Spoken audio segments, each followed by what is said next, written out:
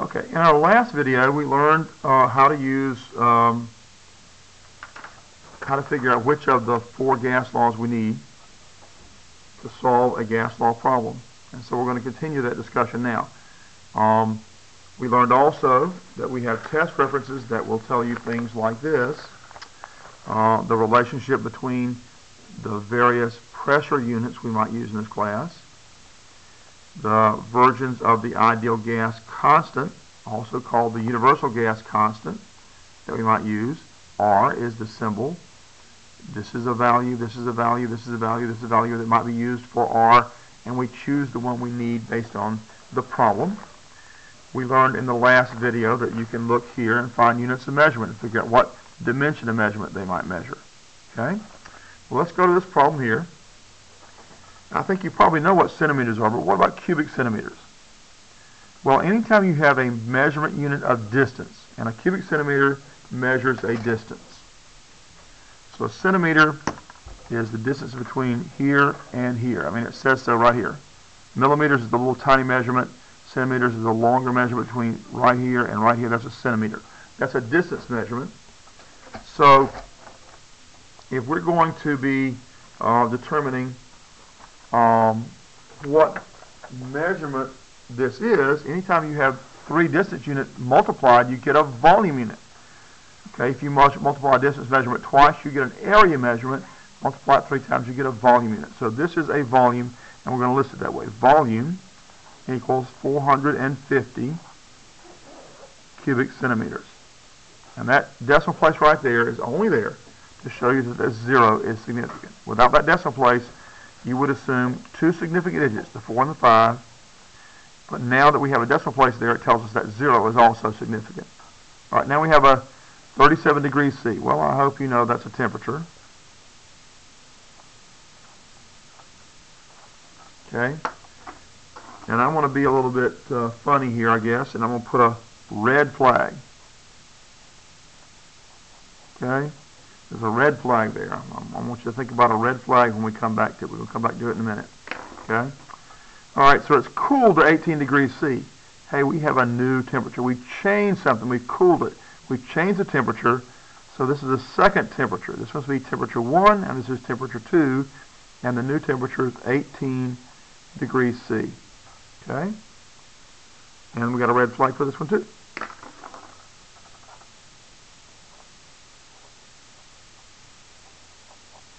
All right. And then it says find the new volume. New volume. Well, this must be volume 2 then, since it's a new volume. We don't know what it is. We're going to put a question mark. So that makes that volume 1.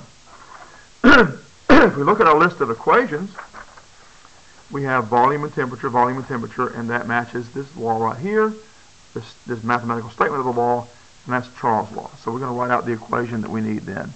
V1 over T1 equals V2 over T2. Now the reason I put those red flags there is this. You cannot solve gas law problems using Celsius temperature. Okay? You cannot solve gas law problems using Celsius temperature.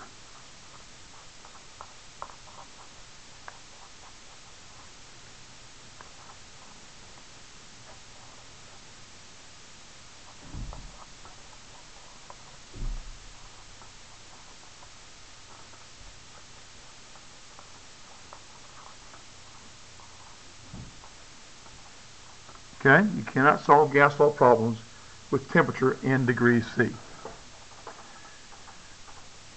All right, so what we're going to have to do is change it into Kelvin. Kelvin temperature is the absolute temperature scale, and that's what we need. We need an absolute measurement of temperature, and not a temperature where the temperature could change from a positive number to a negative number, and that's what Celsius does.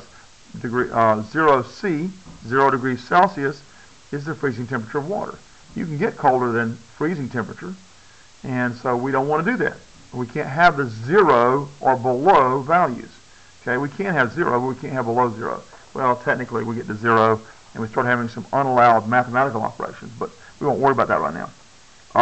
But what we have to do is convert that into Kelvin temperature. Well, the relationship for Kelvin and Celsius is also on, yes, your test references.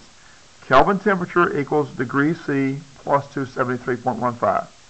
So if we have degrees C temperature, as we do here and here, we convert that to Kelvin by adding 273.15 to that value. So let's take T1 here, 37 degrees C. We're going to add to that 273.15. And when we add them together, we get 310 K.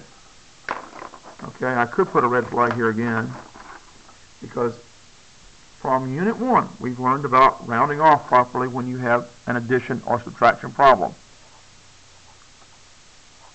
Here's our red flag. Okay. All right, we've got 2 empty slots above that 1 and that 5. That means we have to round off this. And to show that we're rounding, we're going to use an arrow. That's required. So our answer for Kelvin temperature should be 310 K. Oh, I got another red flag here, because you see this 0 does not have an empty slot above it. That means that 0 is significant, and the way I've written it right here does not show that 0 being significant. The way that we looked at in the last problem to show that 0 is significant was we can write it with a decimal place. That then tells us that 0 is significant. We could also write it as 3.10 times 10 to the 2 second power K. Okay, but that's a little bit easier right there, so that's what I'm going to do. All right, so then 37 degrees C is 310 K, so I want to put an equal sign and say 310 K. Put a decimal place there to show that 0 is significant. We've also got to convert this 18 degrees to Kelvin. 18 degrees C, 273.15. This is how we convert from Celsius temperature to Kelvin temperature. Add these together, we get 1.5. 3 plus 8 is 11. Carry the 1, that makes a 9. 291.15 K. Red flag again, because we have empty slots above the 1 here and the 5 here. We've got to round off this 1 and 5. Any digits that result from those empty slots have to be rounded off, and we get 291 K. We don't need a decimal place now because that's not a 0 in the ones place. So then this number up here is 291 K. All right?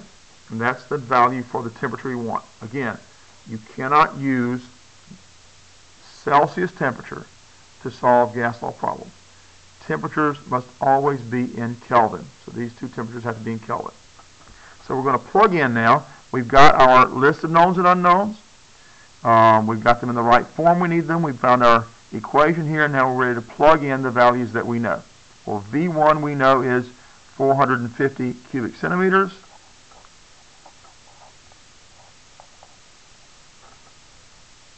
T1 we know is 310 K. We must use the Kelvin temperature.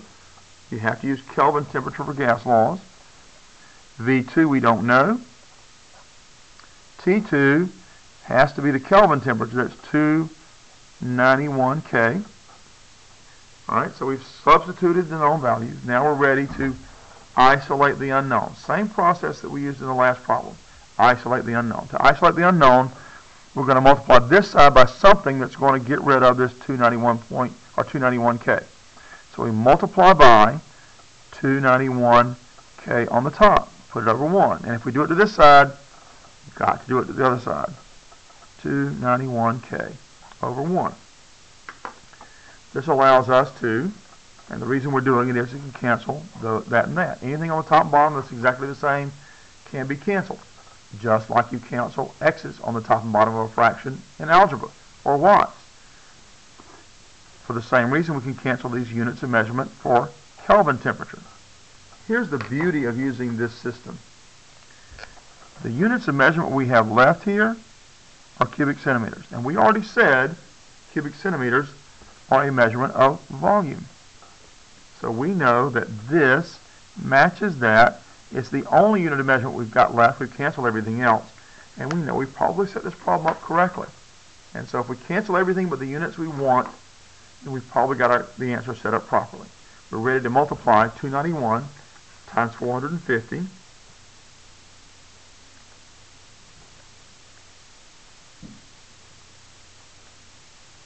then we're going to take that answer and divide by, after we multiply these two and hit enter or equals, then we're going to hit divide by and put in 310. And we get 422.4193548. Have to keep the units that are left, and that's equal to V2. The last thing we need to do is check the significant digits and round off if necessary. We have 3 measured numbers here. All of them have 3 significant digits, so our final answer needs to have 3 significant digits as well.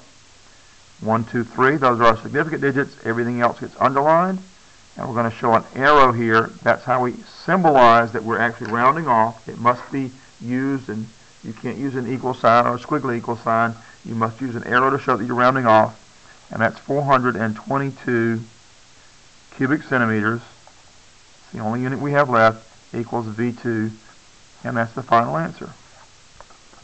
Okay? Alright, so now I'm going to give you a problem for you to solve, and you're going to leave it with the teacher, the substitute teacher, to show to me, or leave it with me so that I can grade your work.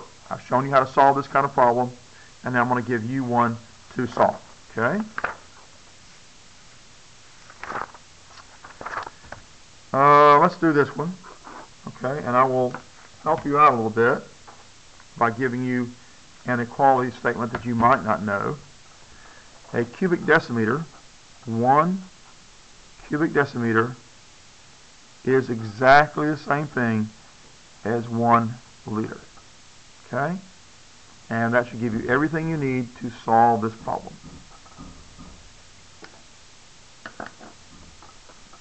You may work in pairs or perhaps even groups of 3, but you are not allowed to complain that you don't know how to do this. I've given you what you need to do it. Solve the problem, work with another student if you need to, and if you want to complain that you can't do this and you don't think you can, by the way, I've also given to the substitute teacher a packet for the unit, the whole unit, so you can use that to find how to solve these problems. But I've given you everything you need. If all else fails, you do this problem or you annotate the entire packet. Your choice. Okay? I want you to solve the problem because you need to be able to do this for the test. Solve this problem.